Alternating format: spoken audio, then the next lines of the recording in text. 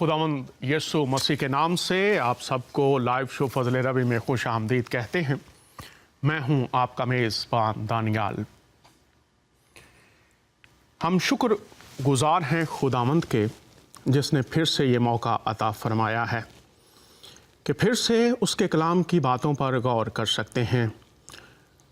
जब दुनिया के हालात को देखते हैं और फिर जो हमारे मुसलमान उलमा हैं, रहनुमा हैं, मसीही उलमा हैं, रहनुमा हैं, यहूदी उलमा हैं, रहनुमा हैं और दीगर मज़ाहिब और ममालिक के रहनुमा हैं, जब हम नस्ल इंसानी की बात करते हैं तो इस वक्त जो मुसलमान बहन भाई हैं, जिन्हें हम अवाम या आम लोग कहते हैं, वो रेफ्यूजीज़ की सूरत में हैं या गुर्बत का शिकार हैं या जुल्मों ज़्यादतियों का शिकार हैं। वो मज़दूर जो बुढ़ापे की वजह से मजदूरी नहीं कर पाता, वो गरीब शख्स जिसके बच्चे स्कूल की फीस ना देने से घर में बैठे हैं, वो मजबूर शख्स जिसका ख़ानदान भूख का शिकार है लेकिन इज़्ज़त नफ्स की खातिर किसी के आगे हाथ नहीं फैलाते, वो लोग जो महरूमियों का, बेबसियों का शिकार और इंसाफ करने वाले इस तरह से ज्यादतियां करते हैं कि इंसाफ भी शर्मिंदगी महसूस करता है। इस वक्त जो खुदा ताला का कलाम कहता है उस पर तो अमल नहीं, लेकिन गैर खुदाई बातों को खुदाई रंग देकर इस तरह से अपने आप को मुतमईन कर लिया जाता है कि सब अच्छा है। बहुत से लोग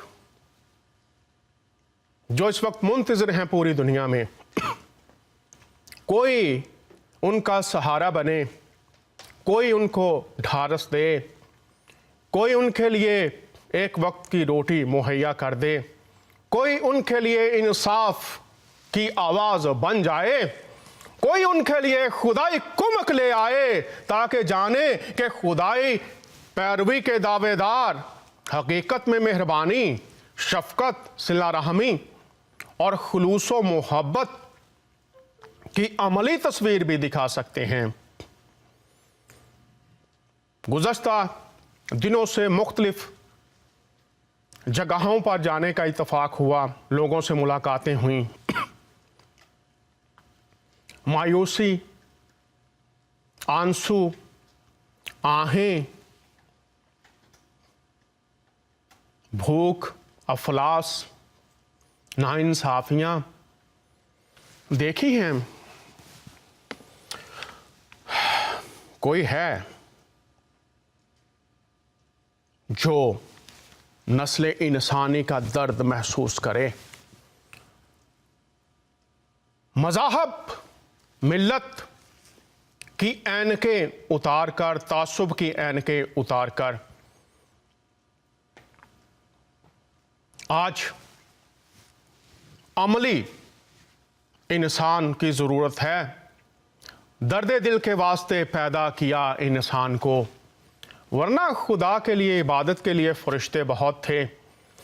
और ये बातें इसलिए कर रहा हूँ कि शायद किसी के दिल में एहसास इंसानियत जाग जाए, खुदा से मोहब्बत और अपने हम जिन्स इंसान से मोहब्बत जाग जाए, ताकि हम नस्ल इंसानी के लिए, अपने हम जिन्स इंसानों के लिए बरकत, तसल्ली, हौसला बन जाएं और इस दुनिया में इंसानियत की अमली तस्वीर शायद कुछ लोगों के ज़रिए से नज़र आ जाए।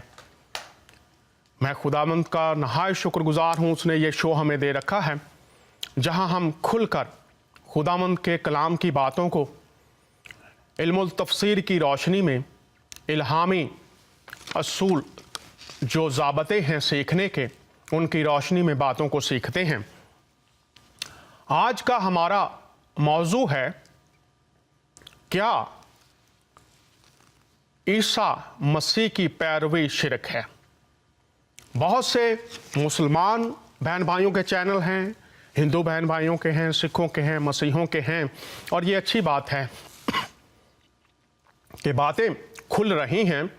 लेकिन आगाज में ही दरख्वास्त करना चाहता हूं, बजाय इसके कि आप का जज्बा ईमानी आपके होश गंवा दे और इंसानियत से दरिंदगी की तरफ चला जाए, ये खुदा का खासा नहीं, खुदा का ये मकसद नहीं अपनी किताबें देने का।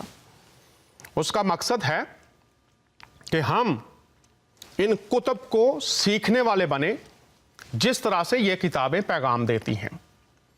हमारी टेलीफोन लाइंस खुली होंगी, दर्स व तदरीस के आदाब, इखलाकियात के आदाब में कॉल कीजिएगा।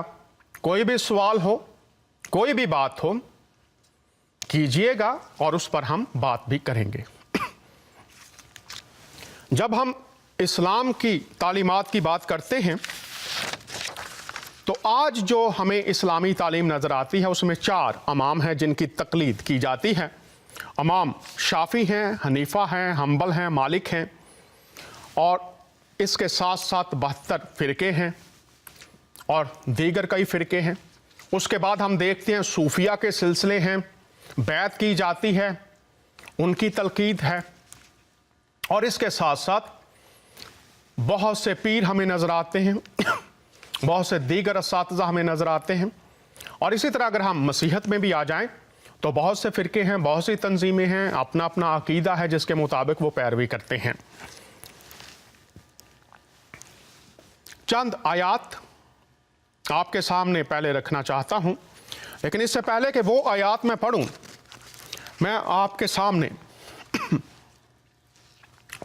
कुरान में से एक आयत पढ़ूंगा, ख़ास तौर पर अपने मुसलमान बहन भाइयों के लिए, ताकि वो जब सवाल उठाएं या कॉल करें तो इस आयत पर पहले ज़रूर गौर कर लें। यहां पर लिखा है, यहां पर ईसा मसीह की बात हो रही है। लिखा है, ए ईसा, मैं तुम्हें सही सालिम वापस ले लूंगा। ये अल इमरान है, सूरत है, और उसकी ये 55 आयत है। ईसा, मैं तुम्हें सही सालम वापस ले लूंगा और तुम्हें अपनी तरफ उठा लूंगा, और जिन लोगों ने कुफ्र किया, अपना लिया, अज़ा से तुम्हें पाक कर दूंगा। गौर कीजिए, यहां पर लिखा है, और जिन लोगों ने तुम्हारी अतबा की है, जिन लोगों ने तुम्हारी पैरवी की है, अतबा की है, पैरवी की है, माना है ईमान लाए हैं, उनको क़यामत के दिन तक उन लोगों पर गालिब रखूंगा जिन्होंने तुम्हारा इनकार किया है। जिन्होंने तुम्हारी पैरवी की है, ये सूरह अल इमरान है, 55 आयत है। ऐ ईसा, साफ तौर पर लिखा है, अगर कोई शक समझता है कि नहीं है तो ये देख लीजिए, मैं आपको दिखा देता हूं। ये लिखा हुआ है, ऐ ईसा, मैं तुम्हें, वाज़े तौर पर, ऐ ईसा, मैं तुम्हें सही सालम वापस ले लूंगा। और फिर है, जिन लोगों ने तुम्हारी माफ़ कीजिएगा, इत्तबा की है, उनको क़यामत के दिन तक उन लोगों पर गालिब रखूंगा जिन्होंने तुम्हारा इनकार किया है। अब यहां पर वाज़े बात सुन लीजिए, क़यामत तक गालिब रखूंगा। अब क़यामत तक गालिब रहने से क्या मुराद है? ये नस्ल जो उस वक्त थी वो तो मखसूस वक्त के लिए थी। इंसानी उम्र है 60, 70, 80, लेकिन 100 भी हो सकती है, माफ़ कीजिएगा, लेकिन गालिब रखूंगा तमाम नस्लों को। और इसके बाद आइए चंद आयात देखते हैं और फिर हम तफसील के साथ, मेरे साथ एक मेहमान भी होंगे, बात करेंगे। ये मैंने इसलिए बता दिया कि कुछ लोग कहते हैं जी उनकी तालीम ख़त्म हो चुकी है। यहाँ पर लिखा क़यामत तक जो ईमान लाने वाले हैं क़यामत तक गालिब रहेंगे। तो जो उस दौर के लोग वो तो अपनी ज़िंदगी गुजार गए, तो जो कबूल करते रहेंगे, ईमान रखेंगे, गालिब रहेंगे। आइए चंद आयात देखते हैं। पहली आयत है, ये अल इमरान 50 है। और जब ईसा निशानियां लेकर आए तो कहने लगे, मैं तुम्हारे पास दनाई की किताब लेकर आया हूं, नीज़ इसलिए कि बाज़ बातें जिनमें तुम इख्तलाफ कर रहे हो तुमको समझा दूं। तो समझाने वाले ईसा मसीह हैं। आज भी वो जिंदा हैं, उनकी कब्र खाली है। मसीहों का, मुसलमानों का अकीदा है वो जिंदा हैं, तो आज भी वो समझा सकते हैं अगर कोई उनको पुकारे। और फिर फरमाया गया है, तुम खुदा से डरो और मेरा कहा मानो। खुदा से डरो और मेरा कहा मानो। कहा मानो मेरी तालीम, जो पैगाम मैं लेकर आया हूँ, कबूल करो, मानो। फिर अल इमरान 48वीं आयत, और अल्लाह के बारे में लिखा है, और वो उन्हें लिखना पढ़ना और दानाई और तौरेत और अंजील सिखाएगा। सो खुदा सिखाएगा लिखना पढ़ना, दानाई, तौरेत, अंजील। तो ये यहां पर लिखा है खुदा सिखाएगा, खुदा का कलाम। अगर आप कुरान के तालिब इल्म हैं, बाइबल के तालिब इल्म हैं, खुदा का कलाम ला तब्दील है। अगली आयत हम देखते हैं, और ये सूरह अल माइदा है, 46वीं आयत है। और इन पैगंबरों के बाद उन्हीं के कदमों पर हमने ईसा इब्ने मरियम को भेजा, जो अपने से पहले की किताब तौरेत की तस्दीक करते थे, और उनको अंजील अनायत की जिसमें हदायत और नूर है, और तौरेत की जो इससे पहली किताब है तस्दीक करती है, और परहेजगारों को राह बताती है और नसीहत करती है। अब खुदा की राहें बदलती नहीं, बार बार ये बात याद रखिए। यहां पर लिखा है राह बताती है, नसीहत करती है। तो खुदा की राह एक ही है, राहें खुदा की बदलती नहीं। और अगर कोई बात करना चाहे तो कॉल कीजिए। अगली आयत देखते हैं। यहां पर अल्लाह फरमा रहा है, और जब मैंने हवारियों की तरफ हुक्म भेजा। अब जो हुक्म है ये नसीहत नहीं है। हुक्म से मुराद ये है, ये मानेंगे तो फरमाबरदार है, ना मानेंगे तो नाफरमान है। हुक्म भेजा है कि मुझ पर और मेरे पैगंबर पर ईमान लाओ। तो जब खुदा कोई बात कह रहा है वो बदलता नहीं। आप देख लीजिए कुरान में बहुत सी आयत हैं, मुझ पर और मेरे पैगंबर पर ईमान लाओ। वो कहने लगे परवरदिगार हम ईमान लाए। अब यहां पर वाज़े तौर पर लिखा है कि मुझ पर मेरे पैगंबर पर ईमान लाओ, और हवारी कह रहे हैं हम ईमान लाए, और फिर लिखा है हम फरमाबरदारों में हैं। तो अगर खुदा कह रहा है, अगर आपका ईमान है इस किताब पर, मुझ पर ईमान लाओ और मेरे रसूल पर ईमान लाओ, तो क्या ये ईमान लाना, पहले हमने देखा क़यामत तक गालिब रखूंगा, तो क्या ये एक महदूद वक्त के लिए था? इस पर भी बात करेंगे। खुदा की बातें, खुदा का कलाम नहीं बदलता। यूहन्ना की इंजील में देखते हैं, ईमान लाओ मेरे पैगंबर पर, मुझ पर। यूहन्ना क्या कहते हैं? क्योंकि खुदा ने दुनिया से ऐसी मोहब्बत रखी कि उसने अपना इकलौता बेटा बख्श दिया, ताकि जो कोई उस पर ईमान लाए। अब इस ईमान में मिलता क्या है? जो कोई उस पर ईमान लाए हलाक ना हो। इस ईमान में हलाकत खत्म हो जाती है, खुदा से जुदाई खत्म होती है, बल्कि हमेशा की जिंदगी पाए। ईमान लाए और इस ईमान का फल ये है, नतीजा ये है, हमेशा की जिंदगी पाए। अब यहां पर आप कुछ लोग कहेंगे जी यहां पर तो लिखा है उसने अपना इकलौता बेटा बख्श दिया। बेटे से क्या मुराद है? हमारे बहुत से प्रोग्राम हैं इस पर, आप जरूर देखिए। अगर बात करना चाहें, मेरे साथ मेहमान होंगे, उस पर भी बात करेंगे। लेकिन बात करने से पहले इस बात पर जरूर सोचिए। हज के मौका पर उर्दू अखबारात देखिए, उन उर्दू अखबारात में लिखा होता है लाखों फर्जंदाने तौहीद ने हज अदा किया। तो लाखों फर्जंदाने तौहीद ने हज अदा किया। एक बेटा नहीं, लाखों बेटे। दुख्तरे मशरिक, मशरिक की बेटी, फर्जंदे पाकिस्तान, पाकिस्तान का फर्जंद।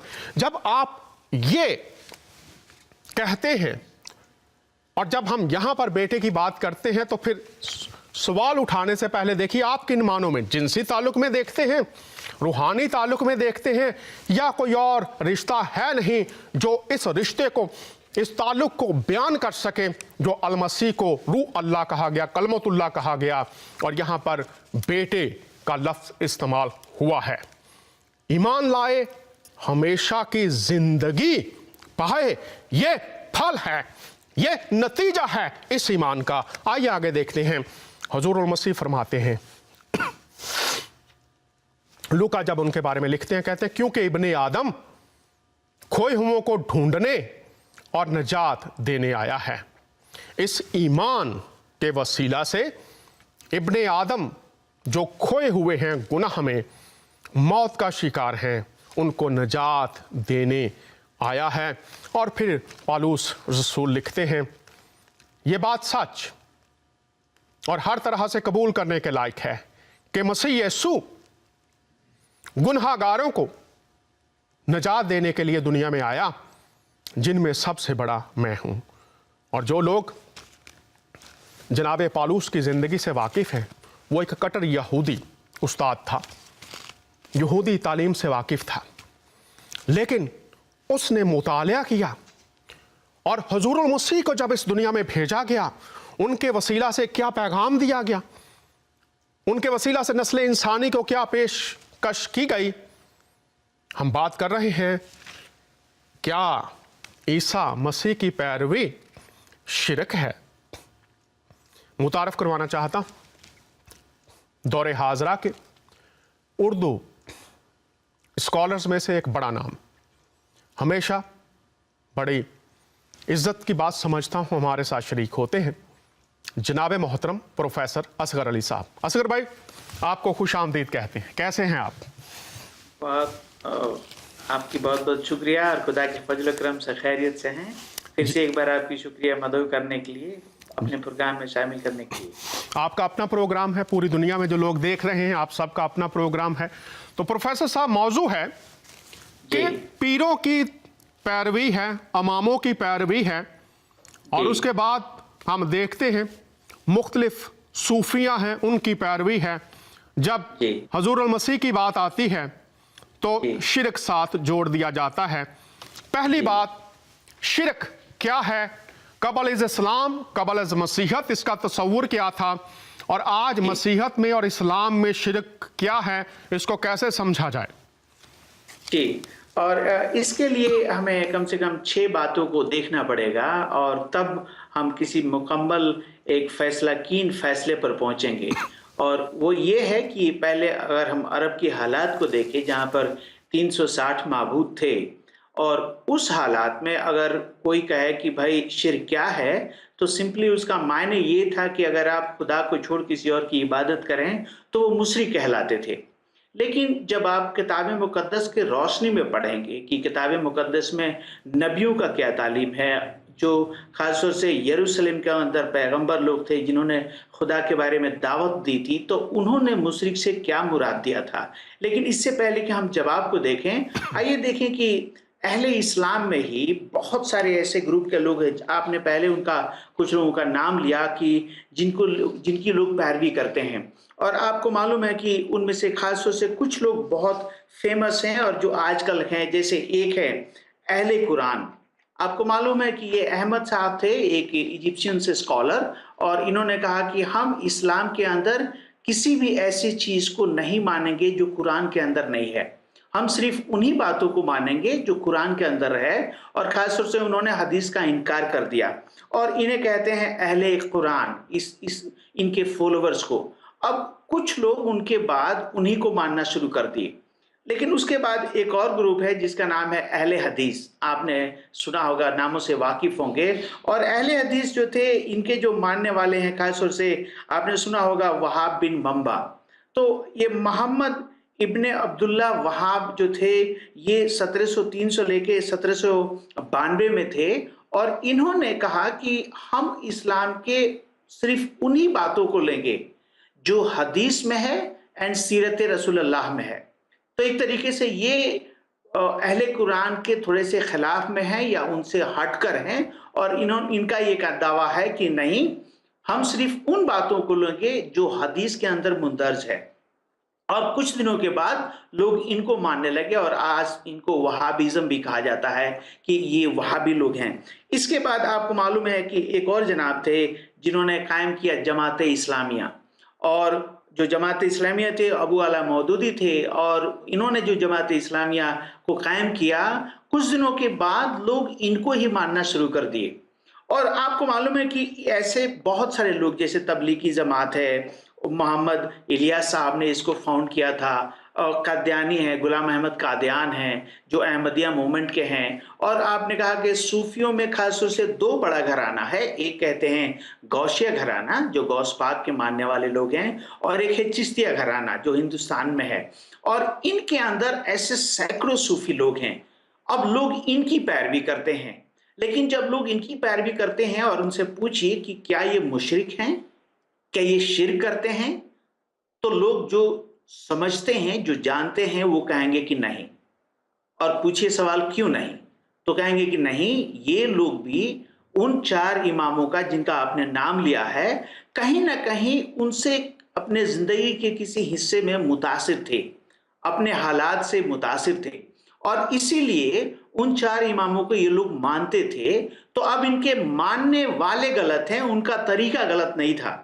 और वो 4 कौन है? इमाम अबू हनीफा, आप जानते हैं उनके दौर में ये पहली बार शुरुआत हुआ हुजूर से कोई 60 से 75 साल के बाद, कि उन्होंने कहा कि नहीं, हमें मदीना के लोग जो हुजूर के साथ थे, पैगंबर इस्लाम के साथ, उनके नक्शे कदम पे चलते थे, वो ईमानदार थे, और हमें उनके नक्शे कदम पर चलना चाहिए। लेकिन आपको मालूम है कि उसके बाद इमाम मालिक आए, और इमाम मालिक का जो पूरा जोर था, जो मालिक मुवाता है आज, उसका मुताला करेंगे तो उन्होंने कहा कि नहीं, हमें कुरान और हदीस को देखना है।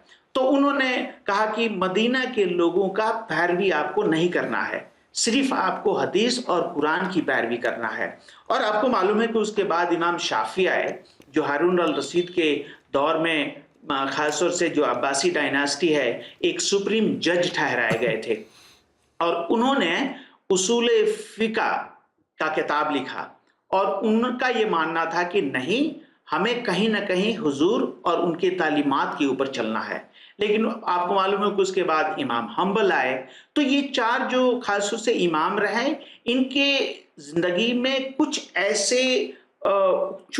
ऐसी वजूहात थे या कुछ ऐसे हालात थे जिसके वजह से इन्होंने कुरान और हदीस के कुछ हिस्सों पे ज़्यादा जोर दिया, और इनके लोग मानने वाले आज तमाम दुनिया में भरे पड़े हैं। लेकिन अगर स्कॉलरली स्टडी करेंगे तो लोग कहेंगे कि देखिए, इनके मानने वाले गलत जरूर हैं, लेकिन उनका बताया हुआ जो राह था, उनका बताया हुआ जो तरीका था, वो गलत नहीं था, क्योंकि वो कहीं ना कहीं पैगंबर इस्लाम के नक्शे कदम पे चलते थे। और खासतौर से अल-साफ़ी साहब जो थे, उनका कुरान 33 का 21 आयत बहुत फेवरेट था। उन्होंने कहा कि नहीं, कुरान में लिखा है कि पैगंबर इस्लाम तमाम लोगों के लिए एक बड़े मिसाल हैं, और इसीलिए हमें कहीं ना कहीं उनके मिसाल पे चलना है। और इसीलिए उन्होंने कहा कि शरीयत फ़िक़्ह जो आप बनाएंगे, वो हदीस और सीरत रसूलुल्लाह के ऊपर आपको बनाना पड़ेगा। लेकिन अब इसके ऊपर थोड़ा सा स्कॉलर लोग स्टडी करते हैं कि ठीक है, पैगंबर इस्लाम के नक्शे कदम पे वो 4 लोग चले, खासतौर से ये इमाम, लेकिन पैगंबर इस्लाम किसके नक्शे कदम पर चले? उनके लिए मिसाल कौन था? और क्या उनके मिसाल की पैरवी करना शिर्क है? तो मैं आपसे कहूंगा कि आप जस्ट पढ़ दीजिए इब्ने हिशाम। आप जो भी नाजरीन देख रहे हैं या सुन रहे हैं, अगर आपके पास है तो इब्ने हिशाम पेज नंबर 66, 76 एंड 77, तो वहां पर 4 लोगों का जिक्र है, और वो 4 लोगों का नाम मैं पढ़ दूंगा। एक का नाम है इब्ने वरक्का इब्ने असद, दूसरे थे उबैदुल्लाह बिन जास, तीसरे थे उस्मान इब्नुल हफ़ान हवारिद, और चौथे थे जैद बिन अमर। ये 4 लोग हनीफा मजहब को मानते थे। और ये हनीफा मजहब के कौन मानने वाले थे? इनका ये कहना था कि हजरत इब्राहिम हनीफा थे और हम उनके दीन को मानते हैं। और आपको मालूम है कि जैद बिन जो अमर थे, इनको छोड़ बाकी के 3 लोग क्रिश्चियन हो गए। तो अब अगर आप पढ़ेंगे सीरत रसूलुल्लाह इब्ने हिशाम साहब का पेज नंबर 76 एंड 77, तो लिखा है कि इब्ने वरक्का क्रिश्चियन बन गए, उबैदुल्लाह इब्ने जास क्रिश्चियन बन गए, उस्मान इब्नुल हवारिथ क्रिश्चियन बन गए। लेकिन एक उसमें इब्ने जो जैद थे, जैद बिन अमर, ये क्रिश्चियन नहीं बने और उन्होंने पैगंबर इस्लाम को यहां तक कि उन्होंने उनको बुत प्रस्ती से बचाया, उन्होंने छुड़ाया और वो एक तरीके से पैगंबर इस्लाम के उस्ताद थे। और अब पैगंबर इस्लाम, मैं चाहूंगा कि आप इस 8 आयत पे गौर व फिक्र कीजिए। इस कुरान की 8 आयत में क्या लिखा है, पैगंबर इस्लाम किसके नक्शे कदम पर चलने के लिए वो फरमाते हैं। तो नंबर 1 सूरह निसा 4 का 125 में लिखा है कि इससे और नेक कौन हो सकता है जो इब्राहिम के दीन पर चले, जो हनीफा थे और मुशरिक नहीं थे। तो याद रखिएगा, जो इब्राहिम के दीन पर चले और जो मुशरिक थे, मुशरिक नहीं थे। तो इसके ऊपर वो बार बार जोर देते हैं और अरबिक में ऐसा एक लफ्ज है, इन्नी अत्तबा मालिक इब्राहिम व मिल्लत हनीफा। तो हम यानी इब्राहिम जो हनीफा थे, हम उनके मिल्लत पे चलते हैं और खुदा ने ये हुक्म दिया और वो बार बार दोहराते हैं। फिर कुरान सूरह अल इमरान 3 का 67, सूरह बकरा 3 का 135, सूरह अल इमरान 3 का 95, सूरह इनाम 6 का 161, सूरह यूनुस 10 का 105, सूरह इनाम 16 का 123 और सूरह रूम 30 का 33। और इसके अलावा 4 जगह और मकामों पर लिखा है कि खुदा ने, पैगंबर इस्लाम फरमाते हैं कि खुदा ने हमें वही दिया है कि मैं इब्राहिम के दीन पर चलूं जो हनीफा थे और मुशरिक नहीं थे। खुदा ने हमें इल्हाम दिया है कि मैं इब्राहिम के दीन पर चलूं, मिल्लत इब्राहिम, और वो मुशरिक नहीं थे। तो इससे सारे लगभग स्कॉलर्स ये मानते हैं कि पैगंबर इस्लाम कहीं ना कहीं इब्राहिम के दीन पर चलते थे, इब्राहिम को अपना मिसाल मानते थे। लेकिन अब ये सवाल है कि आखिर ये इब्राहिम हनीफा कौन थे? क्योंकि हजरत इब्राहिम के बारे में तौरेत में तो जिक्र है, लेकिन तौरेत में कहीं पे ये जिक्र नहीं है कि वो हनीफा थे। तो आखिर इब्राहिम हनीफा कैसे बन गए और उनको हनीफा कह के मानने वाले कौन थे? तो इसमें 2 किस्म के स्कॉलर्स हैं, एक मुस्लिम स्कॉलर हैं और दूसरे खासतौर से वेस्टर्न स्कॉलर्स हैं, और एक लिंग्विस्टिक बहुत बड़े स्कॉलर में गुजरे आर्थर जेफरी। तो वो कहते हैं कि सीरिया के अंदर कुछ क्रिश्चियंस लोग थे जो मसीह को मानते थे और जिनको यहूदी लोग हनीफा कहते थे। हनीफा का मतलब कि ये लोग कन्वर्ट नहीं हुए हैं, और उन्हीं में से कुछ लोग अरब में आ गए जो कन्वर्ट नहीं थे, लेकिन वो लोग भी कहीं ना कहीं इब्राहिम को मानते थे। तो याद रखिएगा, जो क्रिश्चियन लोग यहूदी कन्वर्ट नहीं थे, जो मसीह को मानते थे, उनको हनीफा कहा गया है। और इसीलिए कुरान के कुछ आयत में ऐसा भी लिखा है कि इब्राहिम तो ना यहूदी थे और ना ही क्रिश्चियन थे, बल्कि वो हनीफा थे। तो क्यों ऐसा लिखा गया है? क्योंकि जो क्रिश्चियंस यहूदी कन्वर्ट नहीं हुए थे और वो मसीह को मानते थे, उनको यहूदी लोग हनीफा कहते थे। और हुजूर कहते हैं, पैगंबर इस्लाम कहते हैं कम से कम 9 बार कुरान के अंदर कि मैं इब्राहिम के दीन पर चलता हूं, मैं इब्राहिम के मिल्लत पर चलता हूं। खुदा ने हमें इब्राहिम की मिल्लत पे चलने के लिए हुक्म दिया है।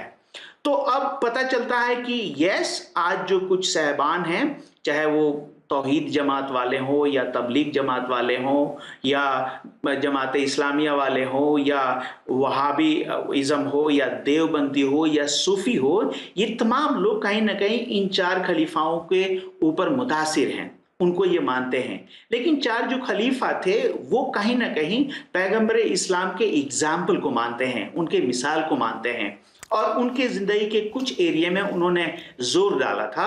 लेकिन पैगंबर इस्लाम कहते हैं कि वो दीन इब्राहिम हनीफा को मानते हैं वो। अब सवाल यह है कि ये जो हजरत इब्राहिम थे वो कौन थे, और खासतौर से हजरत मसीह का इब्राहिम के लिए क्या ताल्लुकात था, क्या ख्याल था। तो आपको मालूम है यूहन्ना के इंजील 8 का 53 से लेके 58 में कुछ यहूदी लोग हजरत मसीह से बातचीत करते हैं और वो कॉन्टेक्स्ट ये है कि हजरत मसीह एक औरत के गुनाहों को माफ करते हैं। फिर वो कहते हैं कि दुनिया का नूर मैं हूं, और तब वो कहते हैं कि जो गुनाह करे वो गुनाह का गुलाम है, शैतान का गुलाम है। अगर मैं तुम्हें गुनाहों से आजाद करूं तब तुम आजाद हो सकते हो।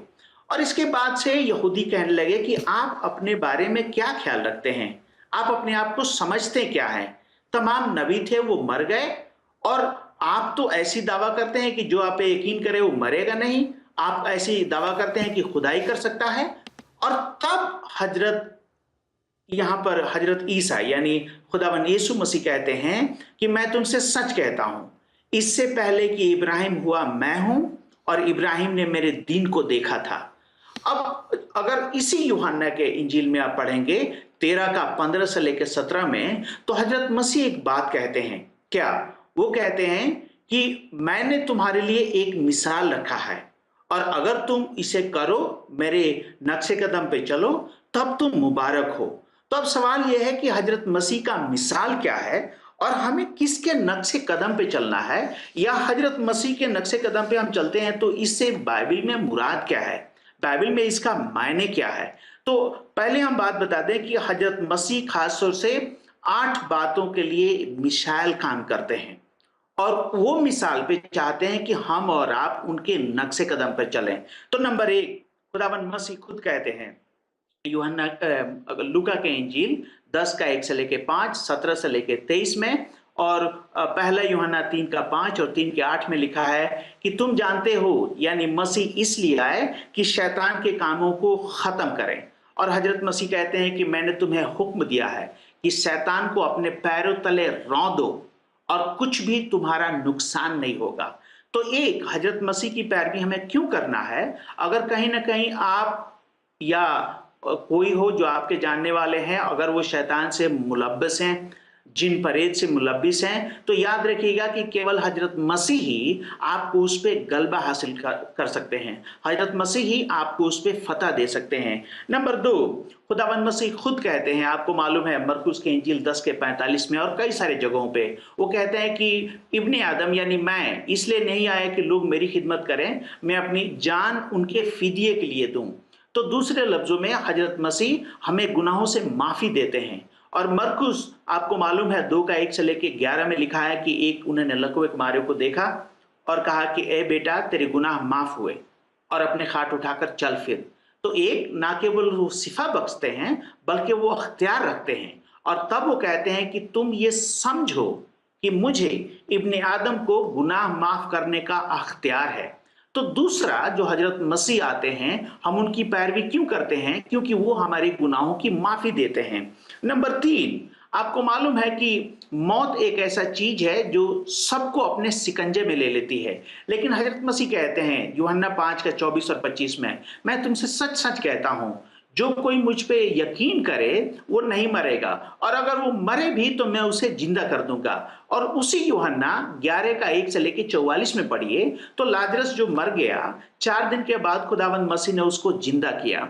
अब इसका जिक्र कहीं ना कहीं कुरान में भी है, सूरह आल इमरान 3 का 48 और 3 का 49 में, कि खुदावंद मसीह कहते हैं कि मैं मुर्दों को जिंदा करता हूं। तो मुर्दों को जिंदा कौन कर सकता है? उस पर किसको अख्तियार है? सिर्फ खुदा को। लेकिन हजरत मसीह कहते हैं कि यस, मैं जिसे चाहूं उसे जिंदगी देता हूं। तो हमें हजरत मसीह की पैरवी क्यों करना है? क्योंकि वो मौत पे अख्तियार रखते हैं, और उनके बारे में हजरत पौलुस फरमाते हैं, पहला कुरिन्थियों 15 का 19 से लेकर 57 में, खासतौर से 54, 55 और 57 में कहते हैं कि ए मौत तेरा डंक कहाँ है? और तब वो कहते हैं कि मौत का जो डंक है वो है गुनाह, और गुनाह की जो ताकत है वो है शरीयत। लेकिन हम खुदावंद मसीह का शुक्र अदा करते हैं कि खुदावंद मसीह के जरिए हमें मौत पे गलबा हासिल देता है। तो हमें क्यों हजरत मसीह की पैरवी करना है? क्योंकि वो मौत पे हमें गलबा हासिल देते हैं। मौत एक ऐसा चीज है कि लगभग सारे लोग उसके शिकंजे में आ जाते हैं, उसके पंजे से कोई बच नहीं सकता है। आगे चौथी बात, हमें क्यों हजरत मसीह की पैरवी करना है। आपको मालूम है, पहले यूहन्ना के इंजील 1:16 और 17 में लिखा है कि शरीयत तो हजरत मूसा के जरिए आया, लेकिन फजल और सच्चाई खुदावन मसीह के जरिए आया। और इसका मतलब क्या है फजल और सच्चाई? फजल और सच्चाई का मतलब ये नहीं कि शरीयत खत्म हो गई, नहीं। उसी यूहन्ना 8:1 से लेकर 11 में लिखा है कि खुदावन मसीह के पास एक औरत लाई गई जो गुनाह में पकड़ी गई थी, और उन्होंने कहा कि शरीयत के मुताबिक हमें इसे खत्म कर देना चाहिए, पत्थर से मार देना चाहिए। लेकिन खुदावन मसीह जो फजल और सच्चाई के साथ आते हैं, वो कहते हैं कि ठीक है, तुम में पहला पत्थर वही मारे जिसने कभी कोई गुनाह नहीं किया है। और तब लिखा है कि एक एक करके वो वहां से चले गए, और तब हजरत मसीह ने कहा कि ए औरत, तेरे गुनाह माफ हुए। तो हमें हजरत मसीह की पैरवी क्यों करना है? क्योंकि वो हमें गुनाहों से हमें माफी देते हैं, हमें फजल देते हैं। और तब वो कहते हैं कि अगर बेटा तुम्हें आजाद करे तब तुम गुनाहों से आजाद हो सकते हो। तो साहब, आप अपने एक बार गले में झांक के देखिए, सुबह से लेकर शाम तक, और आप याद रखिए कि हजरत आदम से एक खता सर्जत हुई और वो बागे अदन में खुदा के साथ रह नहीं सके। तो आप थोड़ा याद कीजिए, पैदाइश के दिन से लेके आज तक आपसे कितनी खताएं हुई हैं, कितने गुनाह हुए हैं, और क्या इतने सारे गुनाहों के साथ आप उस खुदा के साथ रह सकते हैं? नहीं रह सकते हैं। खुदावंद मसीह हैं जो आते हैं और हमें फजल देते हैं कि हम मसीह के समान खुदा के हुक्मों को मान सके। और हमें उनकी पैरवी इसलिए करना है क्योंकि हम अपने आदत से लाचार हैं, गुनहगार हैं, हमारे अंदर इतना दम नहीं कि हम गुनाहों पे कब्जा हो सकें। और खुदावंद मसीह ही हमें वो फजल देते हैं और सच्चाई पे चलने के लिए सलाहियत देते हैं, और इसलिए हमें उनकी पैरवी करना है। आगे मैं एक बात और कहूंगा और फिर बाद में देखेंगे अगर कोई कॉल करता है तो। खुदावंद मसीह लास्ट में कहते हैं यूहन्ना 13 का 15 से लेकर 17 में कि मैंने तुम्हारे लिए एक मिसाल कायम किया है, और अगर तुम इसके ऊपर चलो तब तुम मुबारक हो। तो मैं आपसे ये कहना चाहता हूं जनाब कि आप स्कॉलरली डिटेल में स्टडी कीजिए। अगर आप किसी सूफी को मानते हैं, अगर आप किसी इमाम को मानते हैं, आप जिस किसी को मिसाल मानते हैं, उनमें से कोई ऐसा नहीं है जो गुनाहों से बचा हुआ है। उनमें से कोई ऐसा नहीं है जो शैतान पे गलबा रखता है। उनमें से कोई ऐसा नहीं है जो आपको मौत के शिकंजे से बचा सके। अगर कोई है जो बचा सके तो वो है सिर्फ मसीह। और पहली बात मैं आपसे बताऊं कि क्यों, इसका वजह क्या है। तो पहली बात, पैदाइश 1 का 26 से 27 में लिखा है कि खुदा ने इंसान को अपने सबिया में बनाया। एनक्लूसियो 1 का 15 में लिखा है कि हजरत मसीह अनदेखे खुदा की सूरत हैं।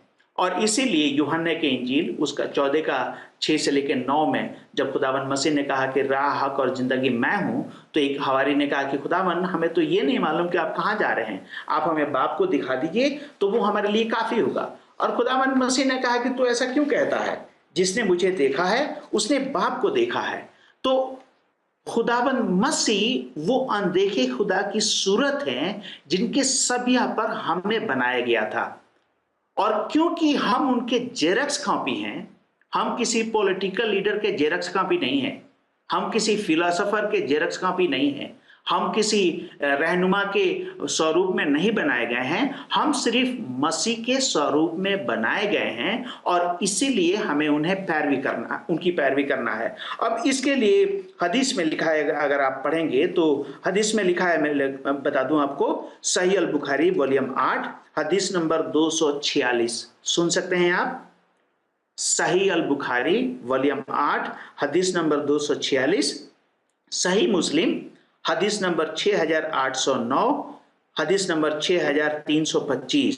तो ये 3 हदीसों में लिखा है कि अल्लाह ने हजरत आदम को अपने सबिया पर बनाया, और इसीलिए जब तुम किसी अपने भाई पे अटैक करो तो अल्लाह की सूरत को बचाना। इससे मुराद क्या है? अगर आप पढ़ेंगे खासतौर से पैदाइश की किताब बाब 9 और उसका 5 और 6 में, तो खुदा ने कहा कि कोई इंसान की कत्ल ना करे। क्यों? क्योंकि इंसान खुदा के सबिया पर पैदा हुआ था।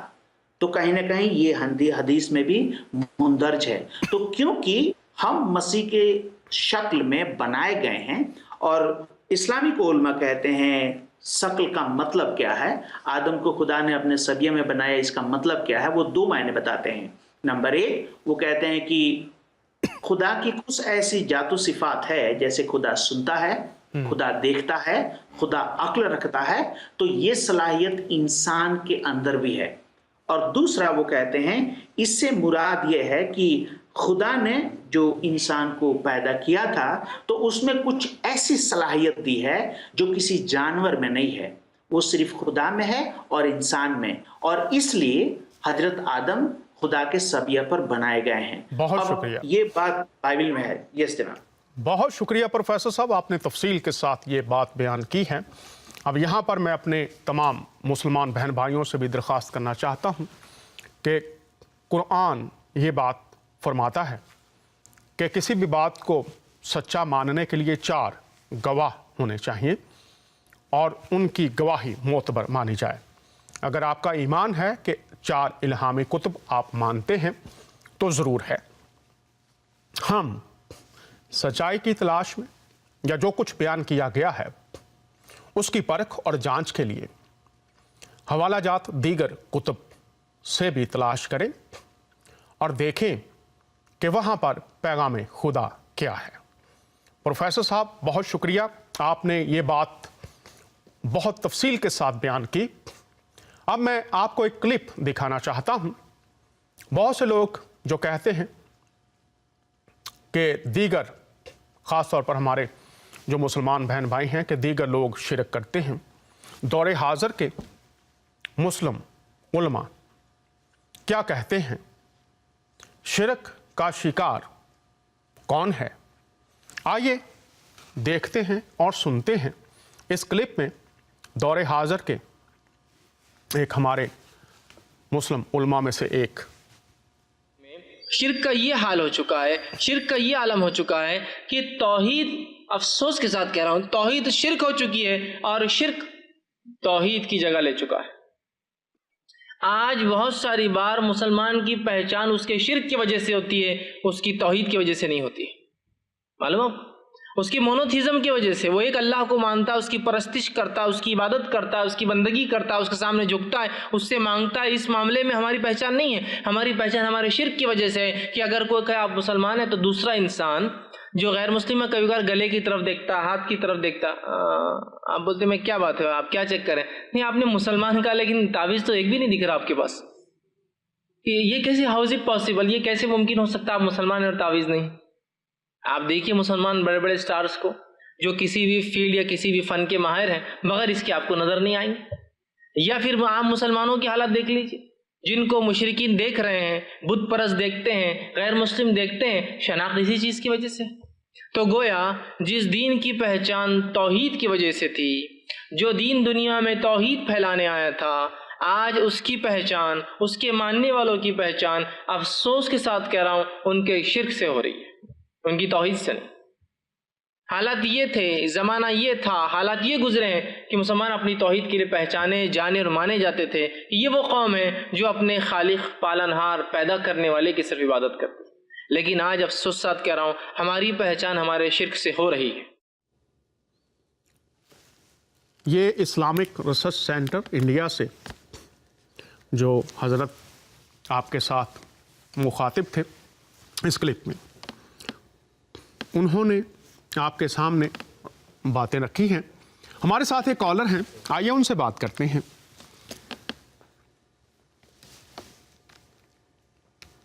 हेलो हेलो जी, कौन साहब या साहिबा? हेलो, कुछ टेक्निकल खराबी है। प्रोफेसर साहब, अब आपके साथ बात करते हैं।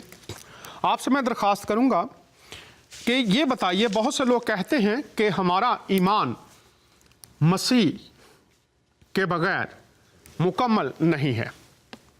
अब यहाँ पर हम पैरवी की बात कर रहे हैं, तो आप ये बताइए, क्या मसीह की शख्सियत पर सिर्फ ईमान या उनकी तालीम पर अमल पैरा होना भी उस ईमान का हिस्सा है? इस पर बात कीजिए। ये पैरवी क्या है? क्या सिर्फ शख्सियत पर ईमान या उनकी तालीम की पैरवी भी इसका हिस्सा है? इस पर बात कीजिए। जी, और ये बात हमारे लिए आपके लिए बहुत अहम है, क्योंकि कुछ साहिबान हैं जब हम हजरत मसीह की पैरवी करते हैं तो वो पहले ये समझ जाते हैं कि इसका मतलब है कि हमें मसीह को खुदा मानना है, ठीक है। लेकिन जब हम तालीम को देखते हैं जो गॉस्पल में तमाम इंजीलों में और नए अहदनामे में मुंदरज है, तो वो ये कि हजरत मसीह का इंसान बनने का सबसे पहला जो मकसद था वो ये कि हमें और आपको एक ऐसा नमूना दिखाएं कि हर एक इंसान को कैसे जिंदगी जीना है। तो नंबर एक, हमें हजरत मसीह के तालीमों पर ईमान रखना है और जो भी तालीम उन्होंने हमें दिया है हमें उस तालीम को मानना है। ये हमारे लिए पहली बात है। दूसरी बात, आप जानते हैं कि हजरत मसीह की शख्सियत में दो हिस्सा था। वो एक था कि आप इंसान थे और दूसरा ये था कि आप खुदा थे।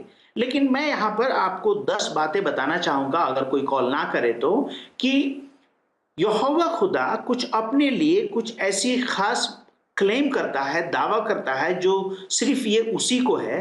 और पहली सदी में हजरत मसीह अपने बारे में वो दावा करते हैं और साबित करते हैं।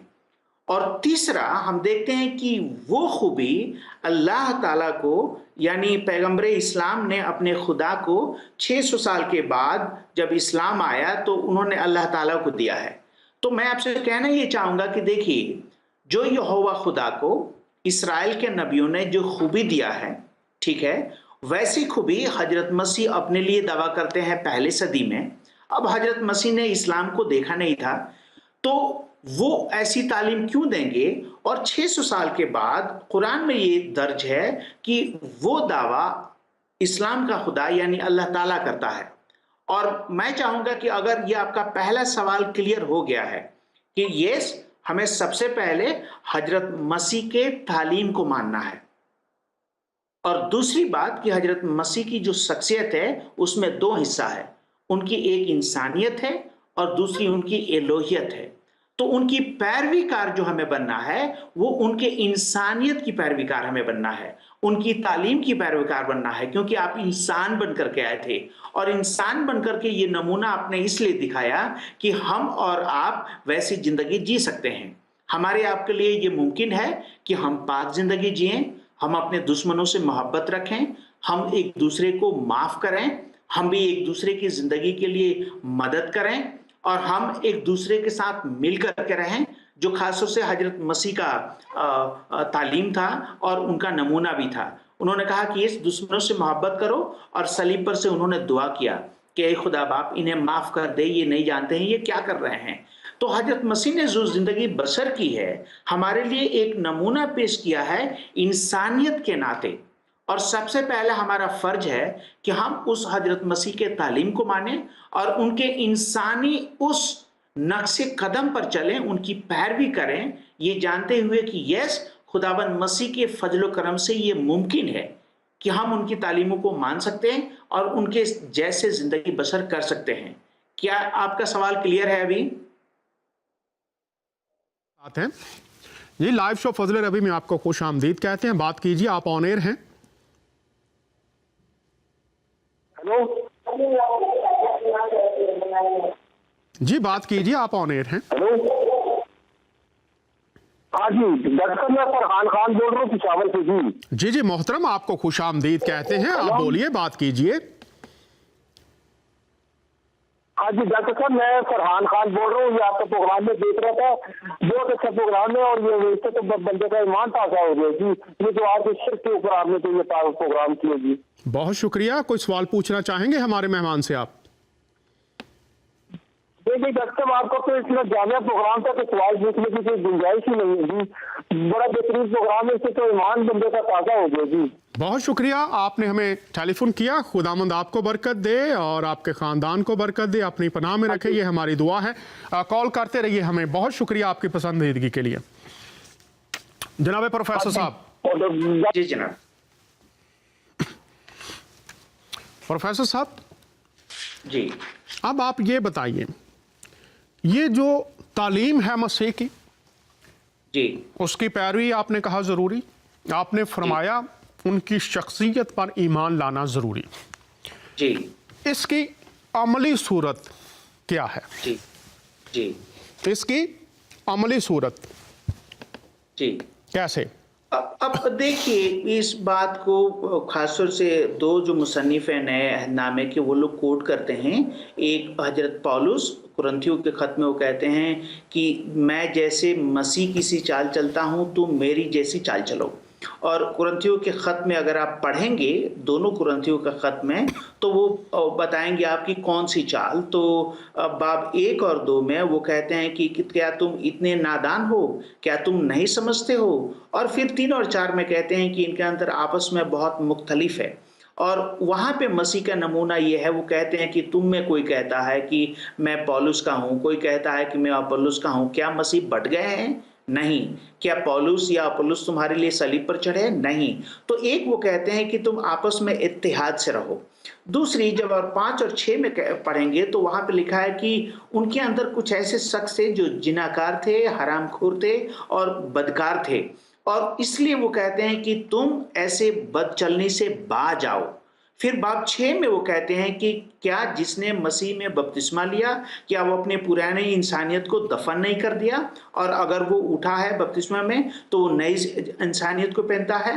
बाब 7 और 8 में वो खासतौर से शादी के बारे में बात करते हैं, और 9 से आगे लेके वो 10 में खासतौर से उन बुतों के सामने जो कुर्बानी चल रही थी उसके मुतालिक बात करते हैं। 11 बाब में वो औरत को कहते हैं कि वो अपने शौहर के ताबे रहे, और खास तौर से 12 बाब में वो प्रैक्टिकली बताते हैं कि पाक रूह हमें किसी को ये हुक्म दिया है, ये मतलब इनायत फरमाया है हमें मौजज़ा करने के लिए, किसी को नबूवत करने के लिए, किसी को दूसरी जुबान बोलने के लिए। और खास तौर से 13 बाब में वो कहते हैं ये सबसे अव्वल बात है कि तुम लोग आपस में मोहब्बत रखो। तो जब हम पूरे कुरिन्थियों का खत पढ़ते हैं तो उसके रोशनी में हजरत पौलुस क्या कह रहे हैं कि यस, आप मसीह की इसी चाल चलिए, यानी पाक रहिए, आपस में इत्तफाक रखिए, आप ये बुरे कामों से बचिए। और फिर वो दूसरे कुरिन्थियों में कहते हैं कि बदकार, हरामखोर, मर्डरर, चोरी करने वाला, बदकारी करने वाला, ये से लोग खुदावंद के बादशाहत में नहीं जाएंगे। लेकिन हजरत पतरस जो बताते हैं, वो पहला पतरस 2 का 21 से लेकर 23 में वो कहते हैं कि देखो, खुदावंद मसीह तुम्हारे लिए तकलीफ उठाए और हमारे तुम्हारे लिए एक मिसाल कायम करके चले गए कि तुम उनके नक्शे कदम पर चलो।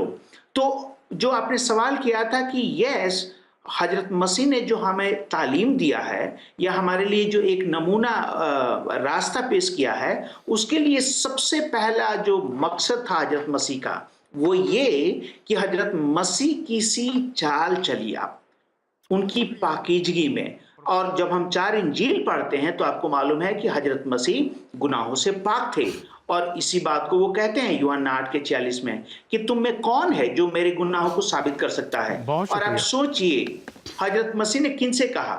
उन्होंने कहा वहां के हाई प्रीस्ट लोगों से। और जब हजरत मसीह की गिरफ्तारी हुई तो वहां का जो हाई प्रीस्ट थे काहिन, उन्होंने तफ्सीस की, हेरोद ने तफ्सीस की, पायलट ने तफ्सीस की, और तीनों इन्वेस्टिगेशन के बाद क्या कहते हैं कि हम इस इंसान के अंदर ऐसी कोई गलती नहीं पाते जिसका तुम इल्जाम लगाते हो। तो एक हजरत मसीह पाक थे, बेऐब थे, खासतौर से मतलब लाचार जो गरीब लोग हैं उन पर तरस खाते थे, और इसी तरस के वजह से हजारों बीमारियों को शिफा बख्शते थे। बहुत शुक्रिया। जब उन्होंने बहुत शुक्रिया जनाब, आपने ये बयान फरमाया चारों नाजील में उनकी तालीम पाई जाती है। तो आप ये फरमा रहे हैं कि उनकी मानद बनना, उनकी तालीम की पैरवी करना दरअसल मसीही होना है। अब ये बताइए, मसीह के पैरोकार बनने के लिए, बैत करने के लिए 2 मिनट आपको दूंगा, इसमें आप बताइए अगर कोई शख्स आज बैत करना चाहता है, मसीह का पैरोकार बनना चाहता है, वो क्या करे, तरीका क्या होता है? सिंपली जैसे हजरत मसीह अपने बारे में खुद कहते हैं, मत्ती की इंजील उसका 26 से 28 में पढ़ेंगे तो वो कहते हैं कि देखो, मेरा ये खून बहुतों के गुनाहों के लिए बहाया जाता है, और अगर कोई ये मान ले कि मैं गुनहगार हूँ, हजरत मसीह हमारे गुनाहों के खातिर कुर्बान हुए और वो मर के तीसरे दिन जी उठे, तो वो हजरत मसीह पे ईमान लाते हैं। और उसी वक्त साहब देखिए, जब मैं ऐसे नौजवान इंसान जब मसीह में ईमान लाया, तो गुनाह से हमारी एक बहुत बड़ी क्या कहेंगे कशमकश था। हम उस पर फतेयाब नहीं हो पा रहे थे।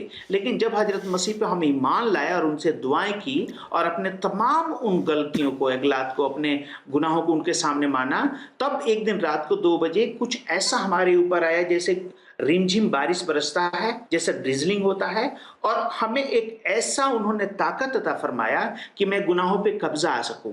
और उस दिन से मैंने समझा कि ओ जिंदगी ये है। तो आप एक बार अपने गुनाहों को इकरार कीजिए और देखिए वो आपको फजल देंगे कि आप मसीह के समान चल पाएंगे। बहुत शुक्रिया। और ये है सिंपल सा तरीका। बहुत शुक्रिया। अगर कोई मसीह की पैरवी का फैसला इस ज़मीनी ज़िंदगी में नहीं करता, क्या खो सकता है? जल्दी से 1 मिनट आपके पास है। अब देखिए जनाब, ये कई बार हमारे हालात के ऊपर डिपेंड है। जैसे एक कैदी था जो सलीब पर था और उसे 1 मिनट का मौका मिला और 1 ही मिनट में उसने कहा कि ए मालिक खुदावन मसीह, जब आए तो आप मेरा ख्याल रखिए। और 1 ही मिनट में मसीह क्या कहते हैं कि आज ही तू मेरे साथ जन्नतुल फिरदौस में होगा। ठीक है, तो देखिए जीते जी अगर हमें मौका मिला है तो हमें इस मौके का फायदा उठाना चाहिए। नहीं तो हजरत मसीह ने लूका की इंजील 16 में एक उन्होंने मिसाल बताया कि एक बहुत अमीर इंसान था और एक लाजरस था, दोनों मर गए। लाजरस इब्राहिम के गोद में पहुंचा गया और अमीर इंसान जहन्नम में। वहां से उसने हजरत इब्राहिम से मिन्नत करना शुरू किया कि ए मेरे बाप, तो किसी नबियों को भेज, मेरे और भी भाई हैं और वो भी यहाँ पे मर कर आएंगे। उन्होंने कहा कि नहीं, जब तू जिंदगी में था तो उनके पास तौरेत थी, उनके पास नबियों के सहीफा था, वो नहीं माने। तो इसका मतलब क्या है? मरने के बाद आपको इसका मौका नहीं मिलेगा। बहुत शुक्रिया प्रोफेसर असगर अली साहब, बहुत शुक्रिया, आप हमारे साथ शरीक हुए। शायद हम इस पर एक और प्रोग्राम भी करेंगे ताकि जो बातें रह गई हैं हम उनका भी अहाता कर सकें। बहुत शुक्रिया सर, खुदामंद आपको बरकत दे। हम खुदा के कलाम की रोशनी में सीख रहे थे खुदामंद यीशु अल-मसीह की पैरवी क्या शिरक है। बातें तफसील के साथ हुई। आपका कोई सवाल हो ज़रूर हमें ईमेल कीजिए, टेलीफोन कीजिए, हमें खुशी होगी बात करके। कलाम खुदा में लिखा है, जो मसीह में है वो नया मखलूक है। जो यीशु मसीह में है वो नया मखलूक है। यीशु मसीह इंसानों को नया बना देते हैं। वो खाकी को नूरी में ढाल देते हैं। आसमान से आए थे ताकि हमें राह दिखाएं, हमें बताएं कि मैं आसमान से ज़िंदगी, गुनाहों की मुआफ़ी, अवलीस से रहाई का तोहफ़ा तुम्हारे लिए लाया हूँ। अगर मेरी सलीबी मौत को ईमान से कबूल करते हो, मेरी मुआफ़ी को कबूल करते हो, ज़मीन पर तुम्हें आसमान की बादशाहत का हक़ दे दूँगा। लिखा है, जितनों ने उसे कबूल किया उसने उन्हें खुदा के फर्जंद बनने का हक़ बख्शा। ये हक़ सबके लिए है, क्योंकि खुदा ने दुनिया से ऐसी मोहब्बत रखी कि उसने अपना इकलौता बेटा बख्श दिया ताकि जो कोई उस पर ईमान लाए हलाक ना हो बल्कि हमेशा की जिंदगी पाए। हमेशा की जिंदगी का दरिया मसीह में जारी है। आपका क्या फैसला है? अगले हफ्ते फिर आपसे मुलाकात होगी। खुदावंद आपको बरकत दे। आपका मेजबान दानियाल।